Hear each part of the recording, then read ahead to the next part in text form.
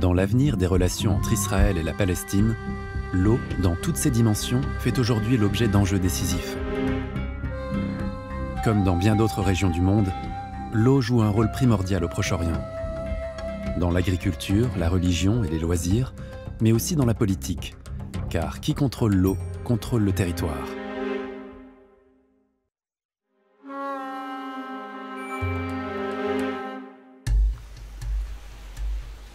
L'eau, ou plus exactement le manque d'eau, porte en lui les germes des conflits à venir. Mais à y regarder de plus près, on s'aperçoit que ce fut le cas tout au long de l'histoire mouvementée de la région.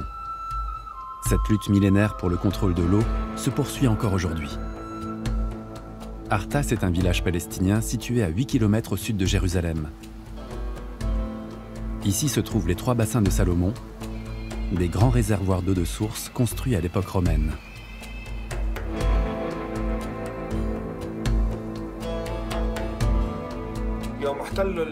Lorsque les Romains ont occupé la ville de Jérusalem, ils ont manqué d'eau. Alors, ils ont cherché les moyens d'en faire venir.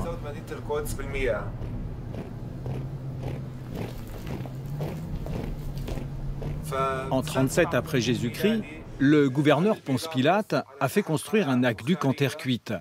Ce canal achemine l'eau du réservoir de Shahat vers la ville de Jérusalem. Il était long de 68 km. Et lorsque l'ère des conquêtes islamiques a commencé, les musulmans ont assiégé la ville de Jérusalem sous la direction du chef Omar ibn al-As. Ils coupèrent l'eau qui provient des bassins d'Artas. Assoiffée, la ville sainte finit par se rendre. Après cela, les croisés sont venus et ils ont pris le contrôle de la ville de Jérusalem. Quand le sultan Saladin se lance dans la reconquête de la ville, lui aussi s'empresse de couper l'eau des bassins d'Artas. Et il obtient la capitulation des croisés en 1187. Ensuite, la ville passe sous le contrôle des Mamelouks, puis sous celui des Ottomans dirigés par le sultan Soleiman le Magnifique.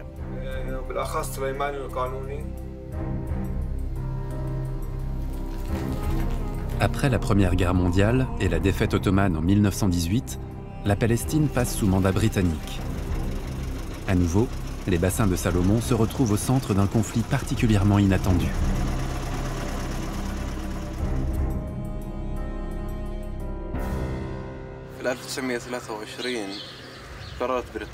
En 1923, la Grande-Bretagne décide d'installer 35 000 colons à Jérusalem. Ces nouveaux colons avaient besoin d'eau, alors les Anglais ont coupé l'eau d'Artas pour alimenter ces colons.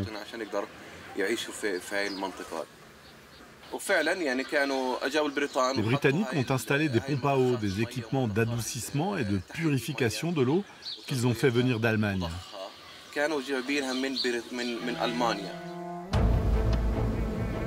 Les habitants d'Artas, privés d'une partie de leur eau, sont alors partis demander justice à Jérusalem auprès du gouverneur militaire. Sans succès.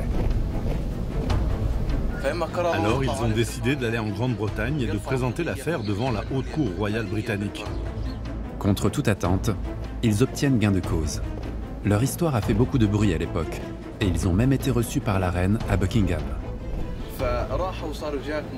Ils ont commencé à célébrer leur victoire devant les portes de Jérusalem parce que la ville appartenait au mandat britannique, en criant « Nous avons pu fêter ça aujourd'hui parce que nous avons brisé cette loi, la loi sur l'eau d'Artas. »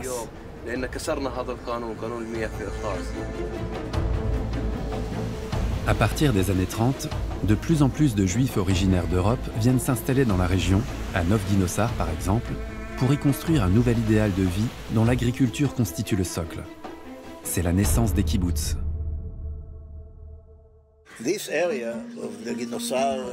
La vallée du Guinossar a été décrite par Flavius Josephus comme le lieu le plus fertile d'Israël.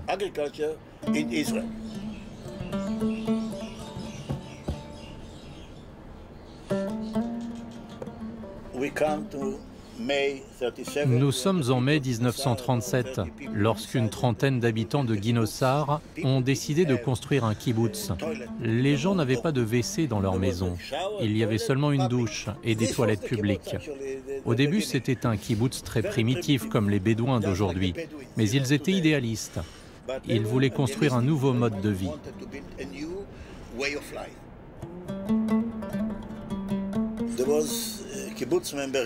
Un membre du kibbutz, qui s'appelait Yonah Steiner, était un survivant de l'Holocauste. À l'âge de 13 ans et demi, il a été arrêté par les SS. Et pendant 5 ans et demi, il a travaillé dans différentes usines, mais principalement celle de Messerschmitt. Et il était très talentueux. J'ai travaillé avec lui pour faire passer Guinosar du système d'eau par gravité à celui d'eau par pression, gouttes et arroseurs. Les tuyaux qui avaient été envoyés pour irriguer ont une épaisseur de 5 mm. Quand vous les enterrez, la rouille en mange la moitié. Et puis ce n'est pas assez solide. Et ça fait... Il a acheté des tuyaux utilisés dans l'industrie pétrolière. Ces tuyaux ont une épaisseur de 12 mm et peuvent rester là éternellement. Guinosar est soudain devenue la plus grande exploitation agricole de la vallée du Jourdain. En 30 ans, nous sommes passés de la plus petite à la plus grande. Si l'agriculture israélienne se porte bien, ce n'est pas le cas de l'agriculture palestinienne.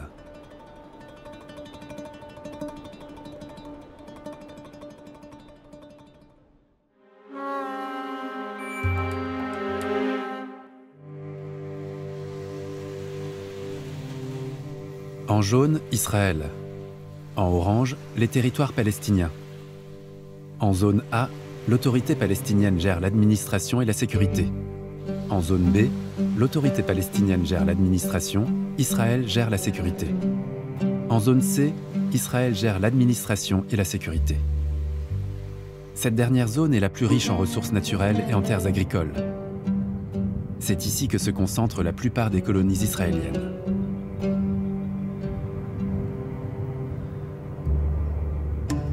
La gestion de l'eau est parfois un vrai casse-tête.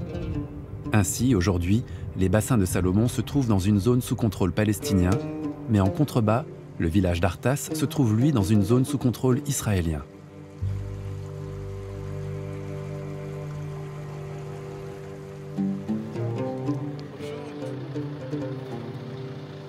Ici, les réservoirs sont exploités par des entrepreneurs palestiniens censés garantir un accès gratuit à l'eau aux paysans. Mais ils préfèrent la vendre aux industries locales. Ces pratiques mafieuses empoisonnent la vie des habitants d'Artas.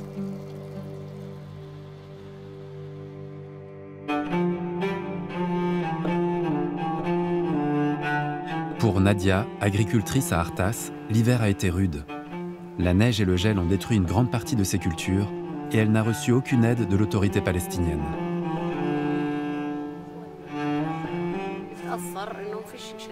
Tout ce qu'on a planté a été perdu en hiver. Maintenant, on arrache tout et on compte sur l'été prochain. On va planter les graines de concombre. Il n'y a rien d'autre à faire. L'hiver a été très dur.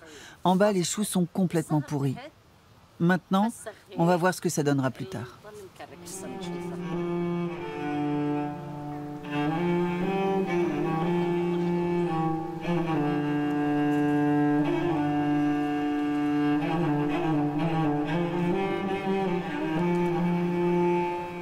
Quant à l'accès à l'eau du village, il est tellement compliqué qu'elle a préféré construire son propre réservoir.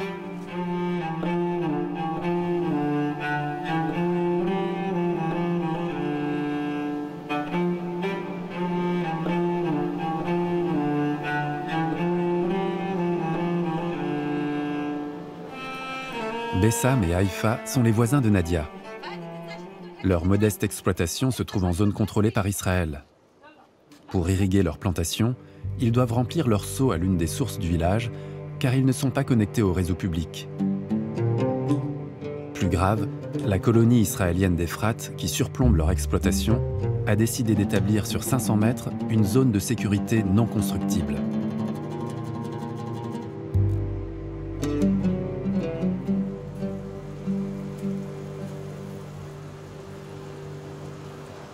Conséquence, Bessam et Haïfa viennent de recevoir un avis d'expulsion. Ils vont devoir quitter la terre qu'ils cultivent depuis toujours.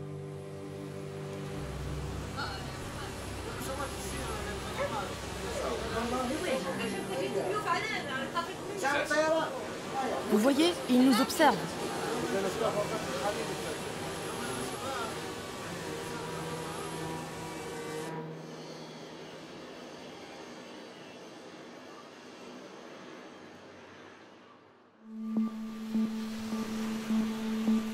À 35 km au nord d'Artas, près de la ville de Kafr Malik, se trouve la plaine de Wadi Ouja, une vallée fertile habitée et cultivée depuis l'Antiquité.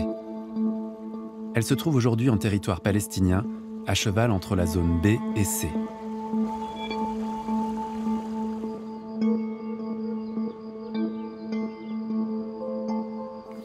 Bien sûr, avant ici, il y avait des moutons, des vaches et des chevaux, beaucoup de bétail. Mais quand ils ont coupé l'eau de Ramallah et que le canal a cessé de fonctionner avec l'arrivée des colons, l'alimentation en eau est tombée à seulement 5% de ce qu'elle était avant.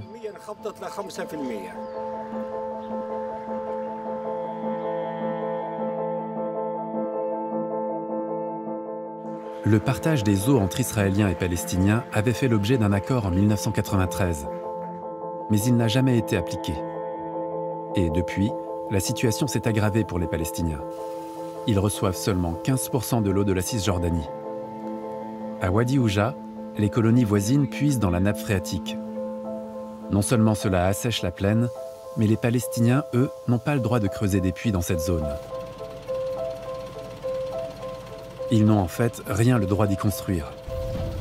Le pont qu'ils avaient bâti illégalement pour accéder à une source a été détruit par l'armée israélienne.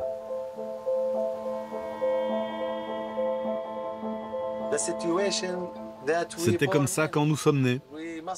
Nous devons nous battre pour vivre. C'est la seule chose que nous pouvons faire. Quand Israël a commencé à occuper la Cisjordanie, l'économie et notre mode de vie traditionnel ont changé. Désormais, les gens ne peuvent plus vivre de leurs terres.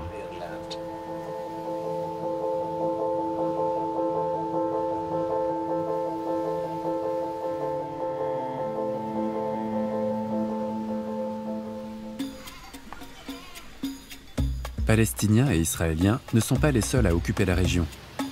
Les Bédouins y vivent aussi. Leur style de vie nomade a été profondément affecté ces dernières années. Poussés à se sédentariser, ils sont généralement considérés comme des citoyens de seconde zone.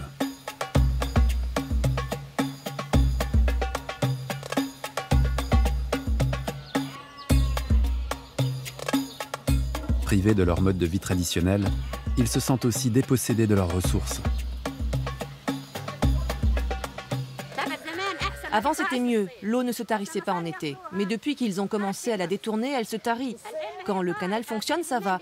Mais quand il est à sec, nous devons acheter toute notre eau aux citernes.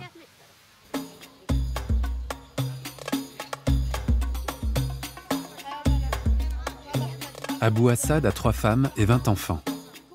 Ils vivent dans le campement voisin. L'armée israélienne cherche régulièrement à les en déloger. Parfois, ces interventions dégénèrent.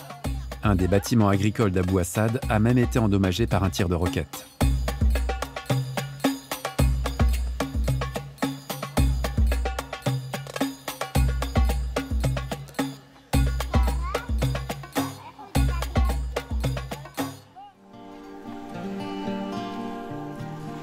Tout au nord du pays se trouve l'imposant mont Hermon. Cette montagne constitue l'une des plus importantes réserves d'eau douce d'Israël. De là ruissellent plusieurs rivières qui abreuvent les plaines fertiles en contrebas.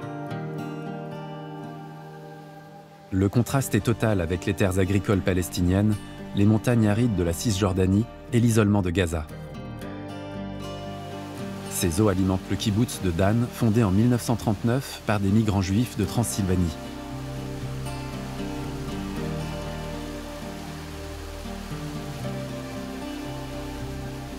Ici, on élève truites et esturgeons, dont le caviar est considéré comme l'un des meilleurs au monde.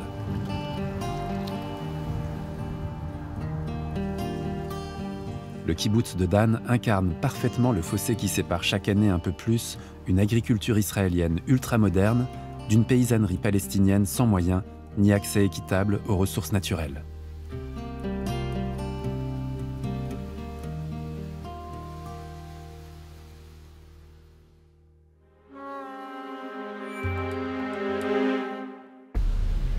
L'eau, dans les textes sacrés communs au judaïsme, au christianisme et à l'islam, joue des rôles différents.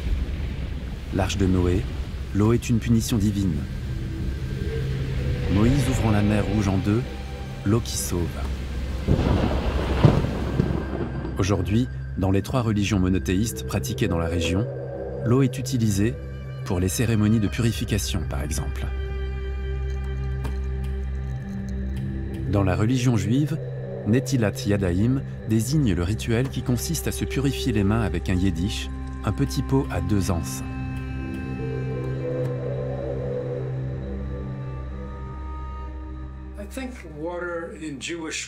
Je pense que l'eau, dans les rituels juifs, est un symbole de pureté.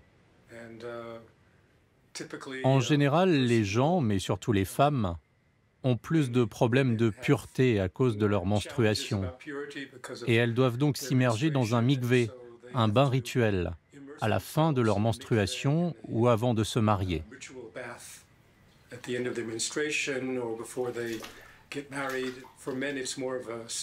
Pour les hommes, il s'agit plutôt d'un geste symbolique. Avant de prendre un repas, un juif religieux se lave les mains pour être en état de sainteté, comme un prêtre avant un repas sacrificiel.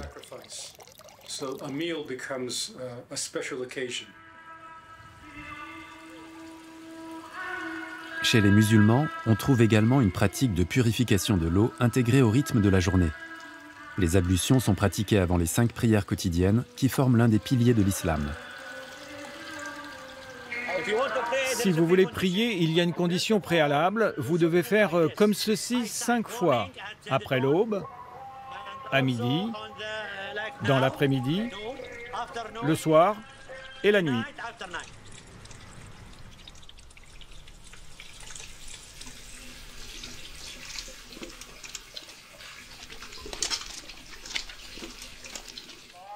Ainsi purifié, le croyant peut assister à la prière, comme ici, à la grande mosquée de Jéricho.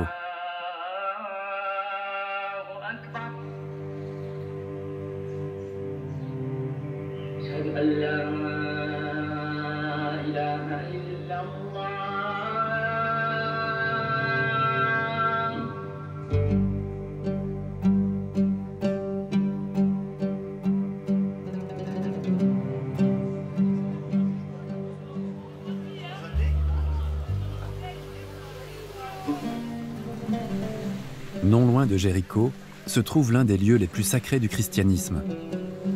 C'est ici que Jean-Baptiste a baptisé Jésus-Christ. La rivière du Jourdain court le long de la frontière entre Israël et la Palestine à l'est et la Jordanie à l'ouest. Elle est gardée d'un côté par l'armée israélienne, de l'autre par l'armée jordanienne. Seul le lieu du baptême est accessible aux touristes et aux croyants du monde entier. On a commencé notre pèlerinage par le lieu du baptême du Christ parce que c'est un lieu fondateur. Et c'est toujours très très émouvant pour moi, mais aussi, je pourrais le dire, très émouvant de revenir en ce lieu où Dieu, oui, en la personne de Jésus, s'est plongé avec toute l'humanité, pécheresse. Mais lui, il n'était pas pécheur.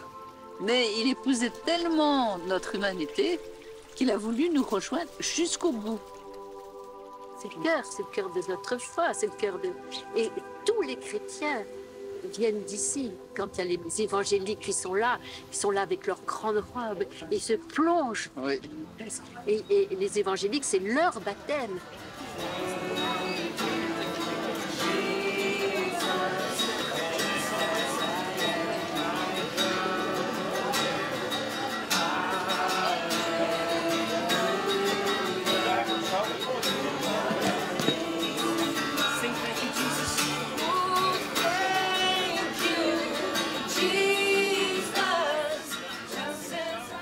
Stay with you. There's another walk in an open heaven. In Jesus' name. Ready, honey? Here we go.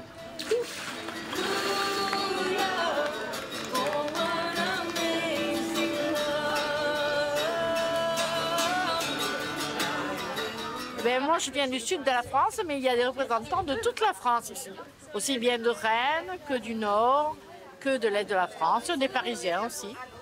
C'est le Secours catholique, Caritas. Tu es devenu enfant de Dieu et frère de Jésus, alléluia.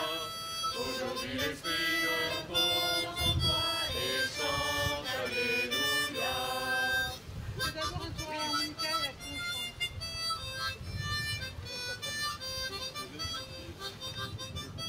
Autour de ce paysage biblique, on retrouve des champs de mines dont certains n'ont pas encore été nettoyés.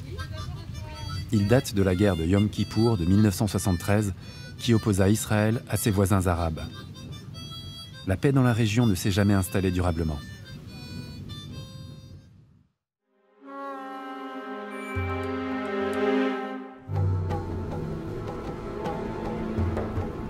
Israéliens et Palestiniens ont un ennemi commun, le feu. Cet ennemi est plus compliqué à combattre en Palestine qu'en Israël à cause des difficultés d'accès à l'eau. On compte 2500 pompiers en Israël, 1300 en Palestine.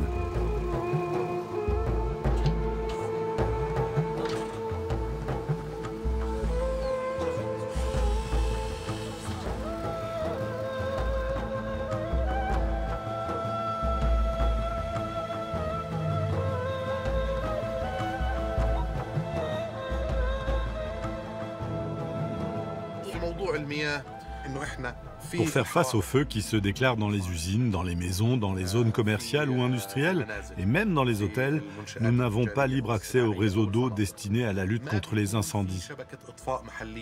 C'est-à-dire que nous ne disposons pas d'un réseau propre pour combattre les feux, remplir nos camions-citernes et intervenir dans des délais corrects. Les pompiers doivent donc faire la demande de citernes d'appoint, mais ce n'est pas toujours suffisant. Nous sommes donc confrontés à un énorme défi, non pas parce que nos camions sont en mauvais état ou sous-équipés, ni parce que l'on manque de personnel. Le vrai problème est de savoir comment fournir suffisamment d'eau aux pompiers pour qu'ils puissent travailler correctement.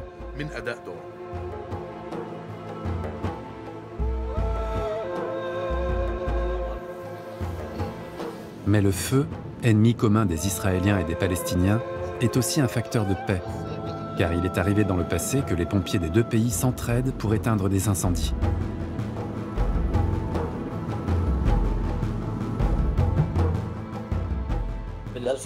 En 2010, nous avons reçu l'ordre de notre direction d'intervenir sur des feux terribles et dans lesquels 48 Israéliens ont trouvé la mort. C'était sur le mont Carmel. Quand nous sommes arrivés sur place, les confrères israéliens nous ont donné une carte des zones en feu et ils nous ont demandé d'intervenir dans le secteur des montagnes d'Al-Carmel. Franchement, on a essuyé quelques critiques, mais la majorité du peuple palestinien a compris que nous, en tant qu'organisme de défense civile, notre devoir est de fournir un service humanitaire et que nous n'avons rien à voir avec la guerre ou la politique.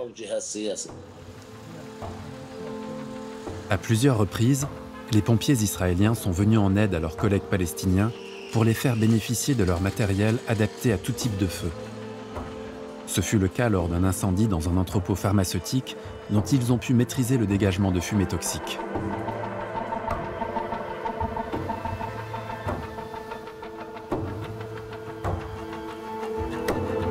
Et ce n'est pas le seul exemple de collaboration entre la Palestine et Israël.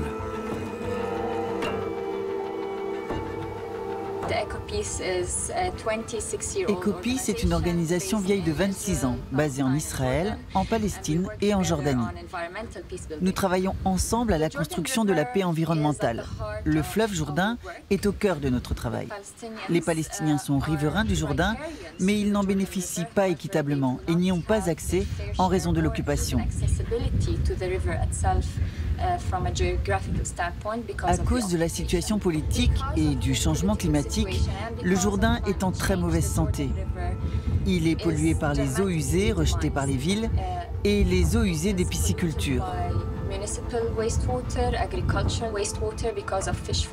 Il a perdu environ 95% de son débit initial, ce qui a un impact immédiat sur l'état de la mer Morte, dont le niveau baisse d'1 mètre chaque année.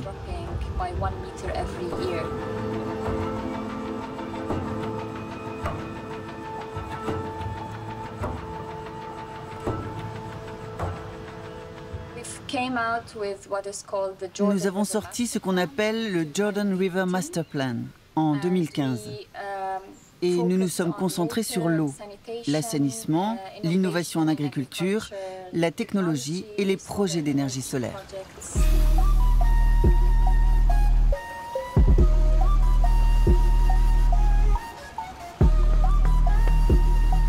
Ecopeace est également impliqué dans des programmes d'éducation. Ici, par exemple, à Oja, au nord de Jéricho, il sensibilise les étudiants aux questions relatives à l'eau et à l'environnement. La situation s'aggrave à cause du changement climatique et le manque de précipitations au cours des 15 dernières années. Après de nombreuses actions de sensibilisation menées par Ecopeace, le gouvernement israélien s'est engagé à libérer 30 millions de mètres cubes d'eau du lac de Tibériade dans le Jourdain. De plus, comme Israël dessale beaucoup d'eau de mer, la quantité d'eau dans le lac de Tibériade est stabilisée. Et donc, ça permet de libérer plus d'eau douce dans le Jourdain et ainsi, il y aurait aussi assez d'eau pour que les Palestiniens puissent obtenir leur juste part.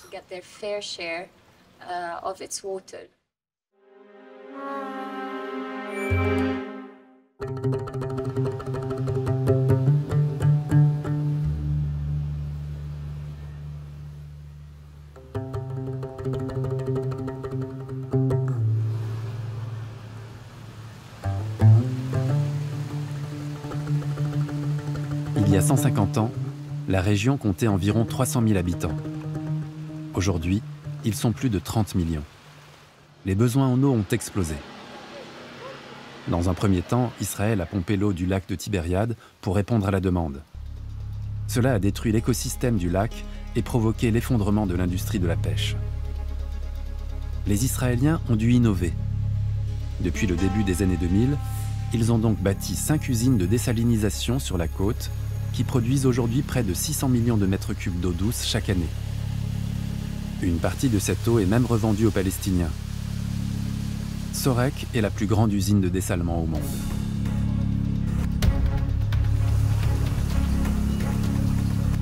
L'eau est collectée à 1 km en mer, puis est acheminée vers l'usine. Au bout d'1 heure d'un processus technique complexe, elle devient potable.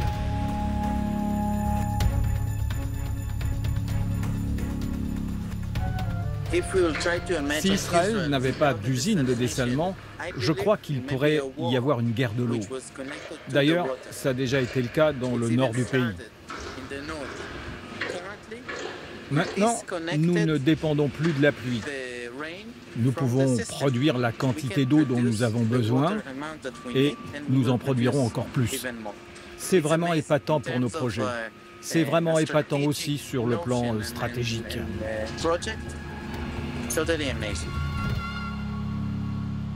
Par rapport à Israël, la Palestine dispose de moyens technologiques plus modestes. Néanmoins, l'État hébreu a autorisé la création d'une station d'épuration près de Jéricho. Cela permet de réduire la pollution et de développer l'agriculture palestinienne.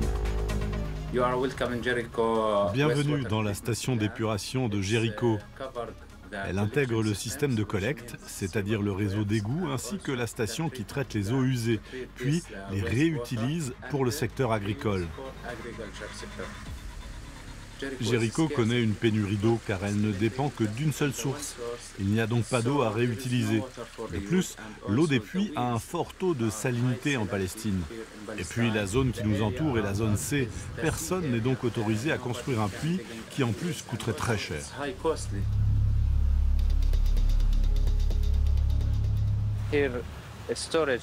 Voici la réserve d'eau traitée. Il y a beaucoup de poissons dans le réservoir de stockage, ce qui signifie que la qualité de l'eau est excellente. Elle est distribuée aux agriculteurs pour irriguer les palmiers. Les dattes de Jéricho sont exportées dans le monde entier, notamment en Europe. Cette production permet de créer beaucoup d'emplois pour les Palestiniens.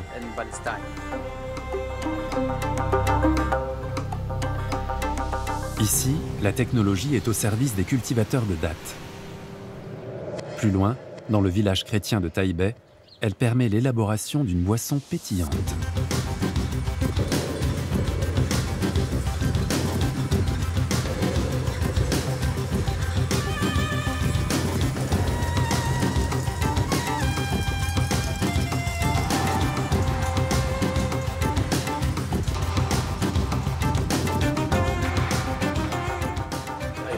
Je pense que j'ai créé la première entreprise nationale de bière en Palestine.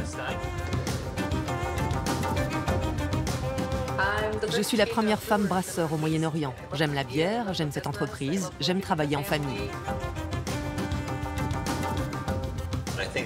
Le plus grand obstacle auquel nous faisons face, c'est la pénurie d'eau. C'est en fait une menace existentielle pour notre entreprise. C'est vraiment une question de survie. L'eau nous appartient, elle se trouve sur nos terres. Mais nous avons découvert que les Israéliens contrôlaient l'eau. Donc si je veux forer mon propre puits, je ne pourrai pas le faire. Nous n'avons de l'eau que 2 jours par semaine. Certaines semaines, nous n'en avons pas du tout. Nous devons planifier notre travail en fonction du débit de la source et de l'ouverture des checkpoints pour les livraisons. Dès qu'une de nos cuves de bière est vide, on la remplit d'eau afin d'en avoir assez pour brasser pendant l'été. En général, les brasseries utilisent environ 12 litres d'eau par litre de bière produite. Eh bien nous sommes l'une des brasseries les plus économes en termes de consommation d'eau par bière produite, avec environ 3,5 litres d'eau par litre de bière. J'ai coupé un tonneau de bière en 2 et je l'ai apporté avec moi au ministère israélien. Je leur ai dit que ma bière est une bière naturelle qui ne peut pas résister au soleil et à la chaleur pendant 8 heures au checkpoint. Nous ne pouvons pas renoncer à notre pays, à notre liberté. Nous avons mis Taïbeh sur la carte de la Palestine. Faire de la bière est un acte de résistance.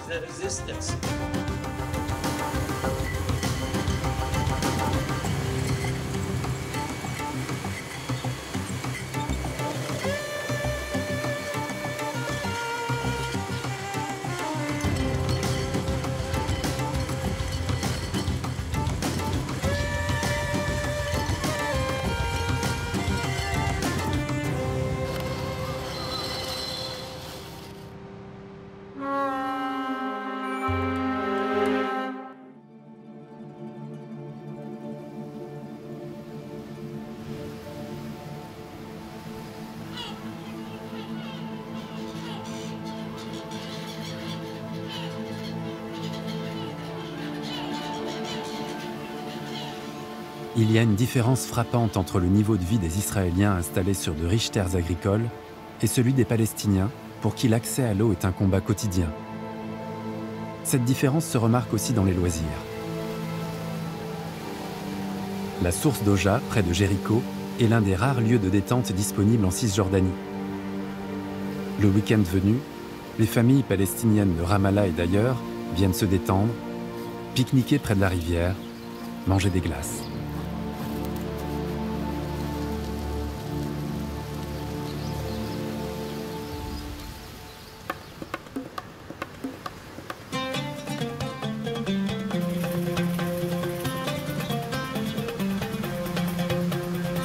Mais la pratique des loisirs est plus développée dans les sociétés riches.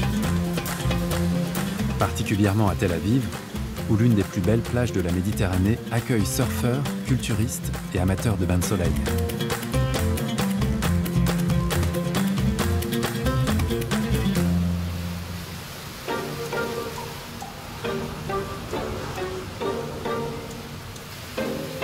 Bien plus au nord se trouvent les chutes de Banias. Ici, l'eau issue de la fonte des neiges du mont Hermon s'engouffre dans une gorge dont le spectacle attire un grand nombre de touristes.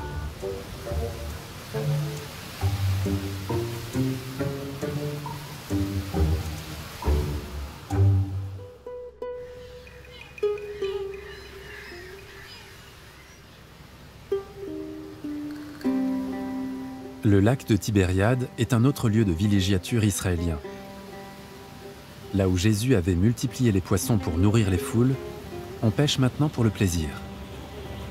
Certains viennent se baigner dans cette eau douce et fraîche, d'autres prennent des bateaux de plaisance ou profitent des restaurants de la rive.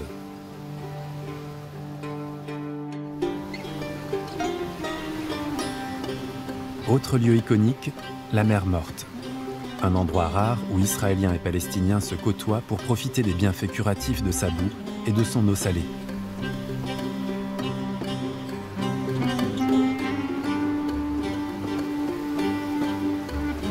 Mais c'est aussi un lieu où les effets du changement climatique et de la mauvaise gestion de l'eau sont les plus visibles. Ces hôtels de luxe et ces parcs aquatiques construits dans les années 70 se retrouvent maintenant à 1 km du rivage. Pour l'heure, ni les efforts de la collaboration régionale, ni les progrès de la technologie ne suffisent à contenir l'assèchement de la mer Morte. C'est l'un des marqueurs des défis qui attendent la région et la planète.